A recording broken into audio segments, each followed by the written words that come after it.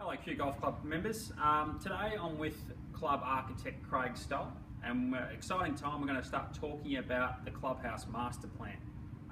With this video we're actually sending out an email with the plans of the Clubhouse Master Plan. Today we're going to go through each of the stages and Craig is going to explain exactly what we're doing. Craig, how you going? Yeah, good, thanks mate. Good. Stage one, we're looking at the northern terrace, the members lounge and the men's locker room. What are we planning on doing in stage one, Craig? It's effectively a full refurbishment of all the members' areas. Yep. It focuses on opening up to the northern terrace, so putting an operable wall in at the end of the existing bar and opening the northern terrace right up. Yep.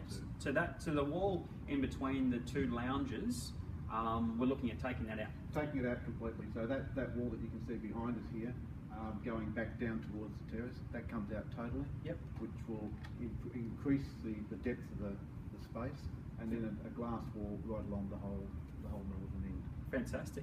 Members bar, are we doing any work in the members bar? As part of the extension of the bar area itself, we're going to extend the staff spaces down so that the bar at the moment, which focuses back into this room here, will now focus back out towards the terrace as well. Fantastic. Yeah. We're sort of standing in the area that divides the wisher room and the members bar. As part of the master plan, we're actually looking at putting a wall and a double-sided fire. Yeah, reintroducing that. That's right. In this area here, in the original clubhouse 40 years ago, there was a fireplace proposed. Yep. So the idea is to reintroduce that in combination with bookshelves and to create more of a lounging type area. Wonderful. So that instead of just having tables and chairs, we can have some couches. Yep. A different focus. Fantastic. What we might do is we might head down to the northern lounges and just get a pan and a look exactly what we're actually doing down there. Okay.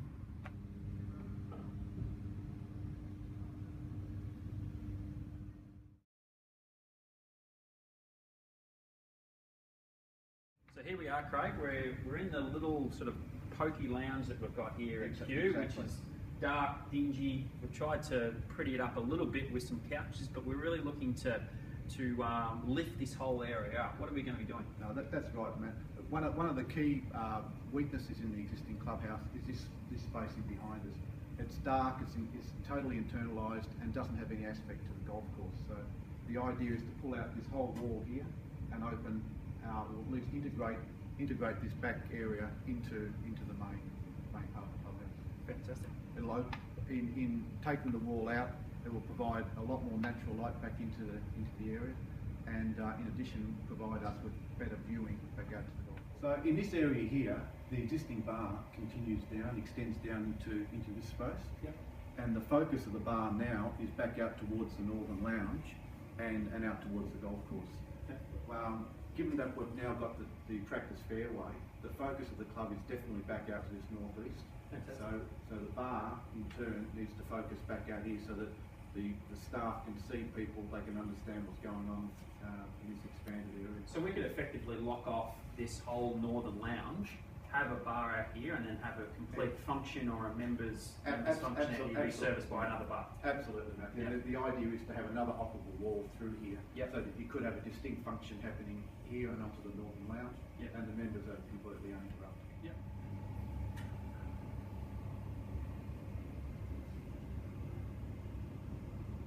So as you can see, Matthew, with this wall behind us, when this is removed and we have a complete operable glass wall between this lounge and the terrace, it'll make a huge difference. The glass wall will open right back completely concertina, so it becomes a totally al fresco space. Yeah. So this whole space is going to have a different feel. Going to have lounges, new carpet painting. Yes. All the carpet's going to be replaced. All the light fittings are replaced. We'll be putting in new acoustic ceilings. The glazing will be replaced and become sliding glass doors. So we get this interaction of bring the clubhouse and the golf course inside. Yep, perfect.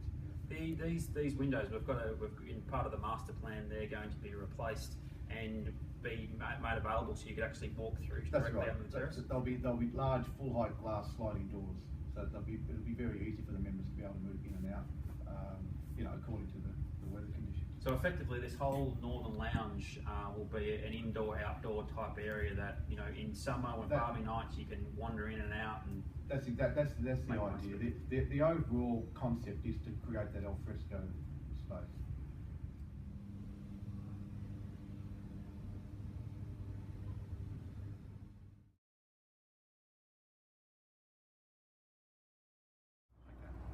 So we're out on the northern terrace now, Matthew.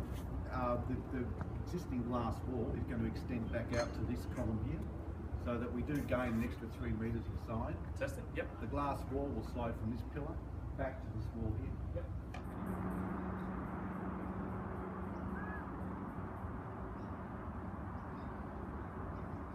Again, we get this complete al fresco space. Area here. And we're looking at redoing up, you know, the flooring and the furniture and new everything. flooring, new outdoor furniture. We're also going to replace the balustrade behind, get rid of the planter box, and drop that level down so that when you're sitting in this area, the golf course is more open to you again. Fantastic. So we've got full view of the golf course, not inhibited by anything. That's right. So sitting on the terrace, you'll be able to see the 18th green, the 10th tee, the practice fairway. Yep. Yep.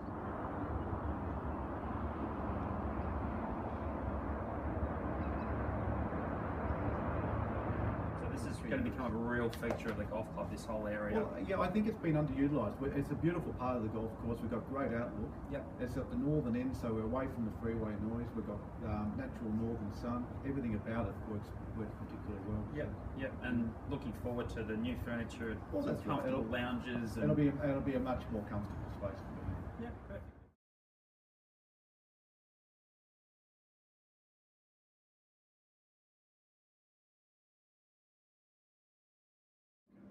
So we envisage that the master plan might be broken down into up to 6 stages. Mm-hmm. Yep. Stage 1 being the members bar and lounge area, and at the same time we'd be looking at updating the men's locker room and bathroom areas. Fantastic. So, as you can see, it's well overdue for an upgrade. It's not too good, is it?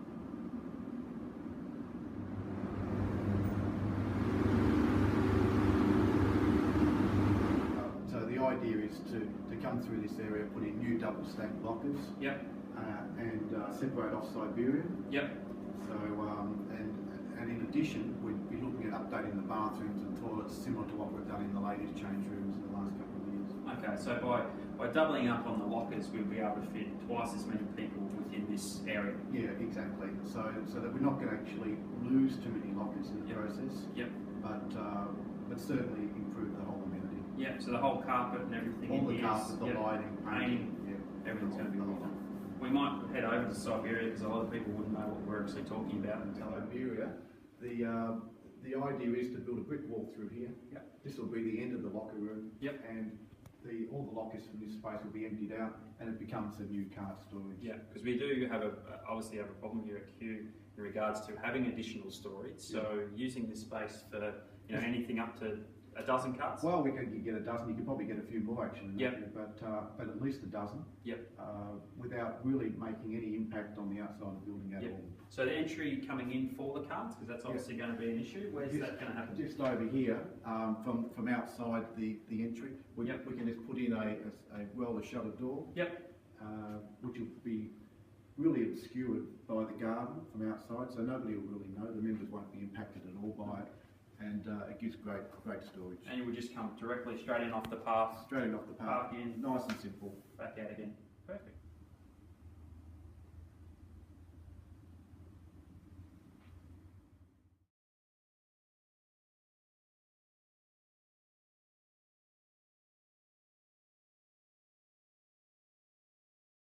So one of the real compromises that the club's got at the moment is that all the cars come in the entrance behind us, and every car comes down past the entrance.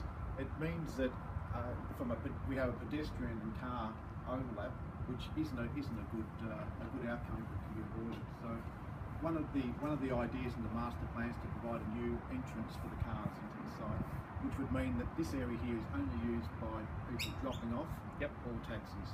Yep. New entrance to the car park would be directly behind us, so it'll be on this central axis down through the car park. It would mean that the cars would come in and be able to park on the southern side, or go down to the new northern end of the car park, but without having to traverse past the entrance door.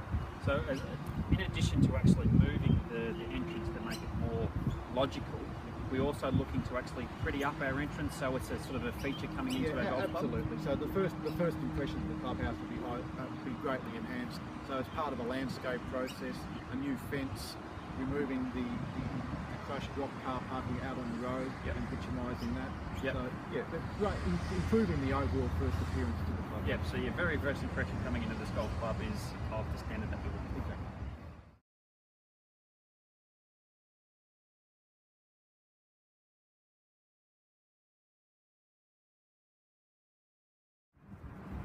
Exactly. So once the members areas have been upgraded and finished, then stage 2 of the master plan is to look at the southern end, so the dining room and kitchen end. The first stage, the first part of that stage is to build a new kitchen and staff areas outside to the west of the existing kitchen. Okay, so actually moving the kitchen into the hill, basically. In this space behind us, Matthew. So at the moment it's a really underutilised area and it's quite an ugly part of the clubhouse. So we built the new kitchen facility there. Once that's completed, the existing kitchen can relocate in, and then it frees up the whole dining room area to be refurbished and extended. So the benefit of that in the further stages is actually making the dining room bigger and creating easy access into the dining room, etc. It does a couple of things. It increases the size of the dining room, but it also, more importantly, increases the flexibility of the dining room. That means that we can have an entry point from the car park here into the clubhouse, so that for functions we don't need to just use the front entry. That'll enable you to have 2 or 3 different functions happening at any one time without the members being in any way inhibited by So as a club, we spent a fair bit of money a couple of years ago on the kitchen. But predominantly that big expense was in regards to the equipment, so we'd be utilising all the same equipment, it'd be just the shell that we're actually building? Absolutely. All the kitchen equipment would be reutilised. There is some additional cost obviously, but it's a minimal wastage.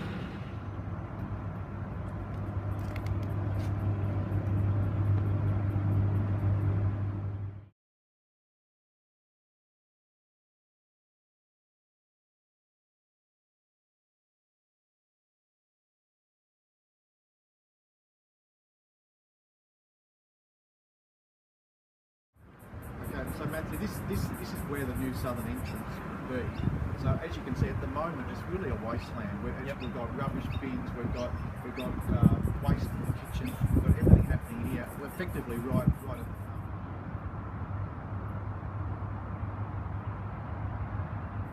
So one of the limitations that we've got currently, I guess, with the clubhouse is that if we have a separate function in the dining room and we have also members in the members lounge, there's a lot of interruption, a lot of noise coming through. So is that predominantly what this southern will be used for? That's the idea. So if there was a large wedding or a large function happening when there are a lot of members here, we could introduce this entrance as an alternative. So there's no crossover. It also avoids the crossover for the new kitchen having to walk through the entry foyer as well. Okay, fantastic. And so we'll go and have a look at the southern terrace and what we're going to do with that, and also a bit about the dining room. Absolutely.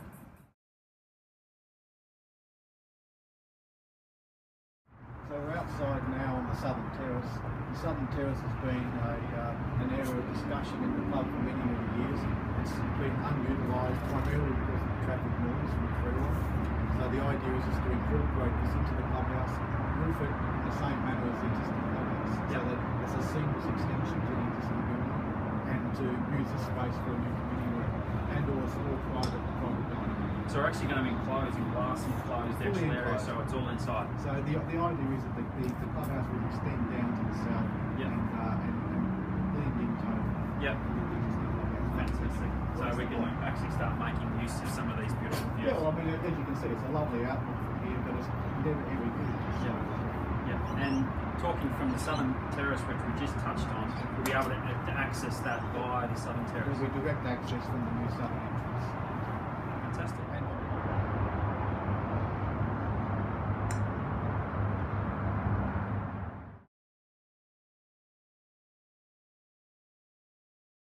So here we are, we're in the dining room.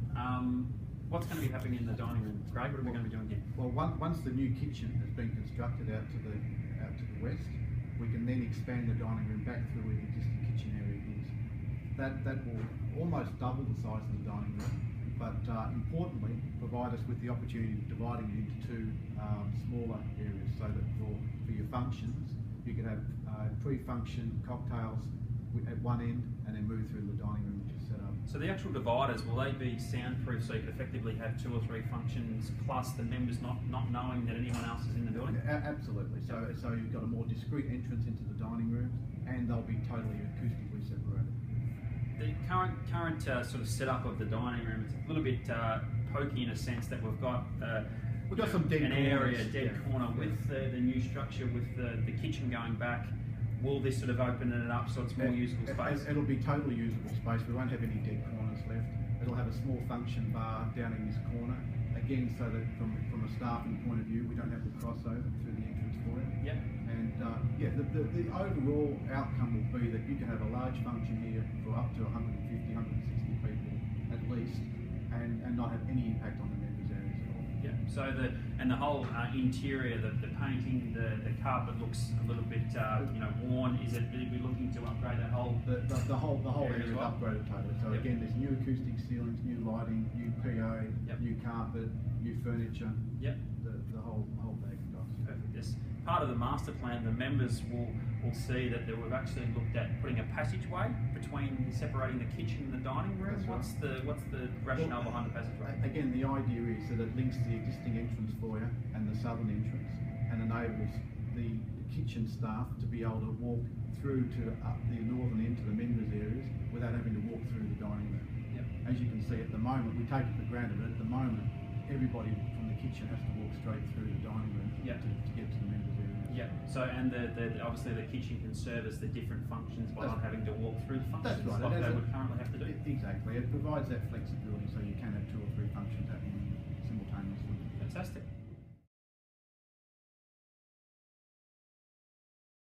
In the current wisher room, what are we planning on doing here? The wisher room is an extension of the dining room stage.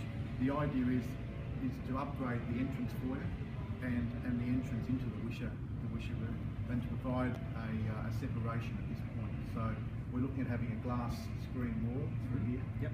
And providing an alternative space, so we can have some couches, open fireplace, more like a library type sort of environment. So very much a relaxed lounge. That's it. You can come in here, have a cup of coffee, read the paper, and it's more of a club experience rather than just the tables and chairs, which is what we've got at the moment. One of the things I'm excited about, as we touched on it initially, is about the double-sided fire. Yeah, so we're looking to have a fire just behind us here. I think there's a great opportunity to do that, and I think that encourages a different form of seating, so we can have some couches, coffee tables, it's a more relaxed environment. Yep. And at the same time, it can also be a private dining room for other functions. Other functions too. We occasionally use the wisher room as a dance floor for big functions. That can still happen. We still have a retractable wall. Yep. Importantly, the operable wall will be an acoustic wall now, so you could be having, again, that flexibility of having 2 separate functions happening simultaneously. Fantastic. So a bit like the Southern Terrace Committee sort of multi-function room, this can be used for a number of different purposes. Exactly.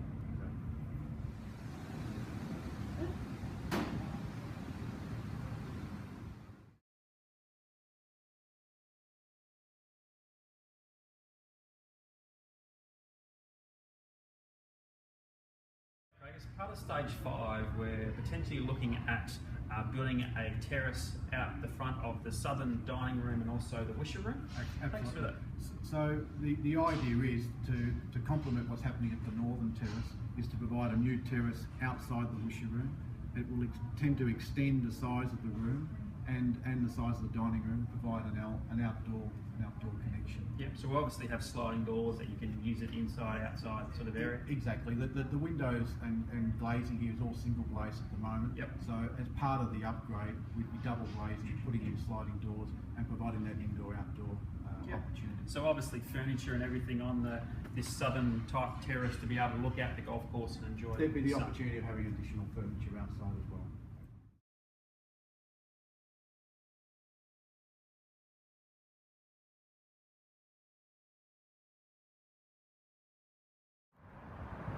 So, looking at stage 6 and staying with the car park, Craig, we've got an issue here at Kew that we never seem to have enough car parks for the amount of members and with functions, etc. What are we planning on doing with the car park?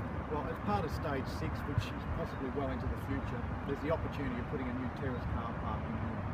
The idea would be that we put an extra layer across every terrace, existing terrace, and that gets us another 50 or 60 cars on the site, plus significant additional storage. So for long-term car storage, car parking, we have that opportunity. Yeah.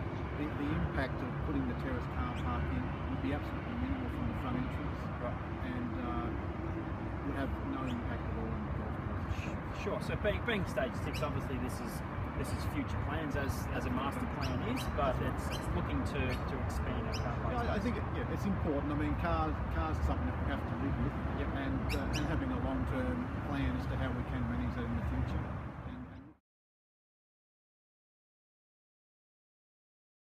Well, members, that's it today for the Clubhouse podcast. I wanted to thank club architect Craig Stoll for taking us through the 6 stages.